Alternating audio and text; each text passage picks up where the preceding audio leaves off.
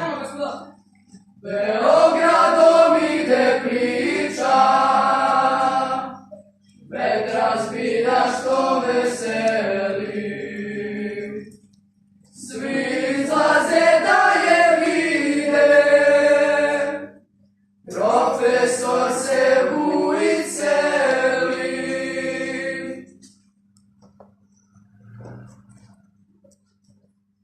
Lepo, gospodine Vujiću. Nadam se da je konačno gotova i ta farsa ko vaše celite. Nego, za koje ste se kazne odlučili? Gospodine direktore, neću ih kazniti. Kako to da shvatim, uvaženi kolega? Shvatite to kao odbijanje. Vidite li ovaj spomenik ovdje? Pa, moj kamenorezac je svojevoljno ovdje stavio broj 8. Kao da on zna, molit ću lepo, da ja neću dočekati 20. vek. E pa, kao što vidite, te ospice više nema. A kako? Pa tako lepo. Otišao sam na sud, dobio sam parnicu, a tako i nov spomenik. Želim da vam kažem, gospodine direktore, ne plašim se da se bunim kada znam da sam u pravu. Vi zahtevate da ih kaznim. Zašto? Zato što su devojkama iskazivali ljubav. I koga da kaznim? Mihajla Petrovića, već poznatog galasa, budućeg matematičara i univerzitetskog profesora.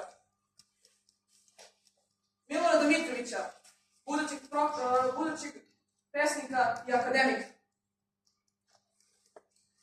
Jakova Prodanovića, budućeg političara i isto također akademika. Jovana Cvijića, geografa i predsjednika Srpske kraljevske akademije. Pavla Popovića, istoričara književnosti i također akademika. Branislava Rajića, neka nam i on živi zdrav.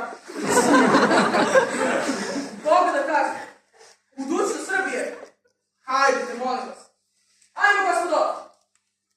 Ta promena njemu godi, on se seli jer to želi, il mu gazda ne ugodi, profesor se buji celi, da se seli to se šuška.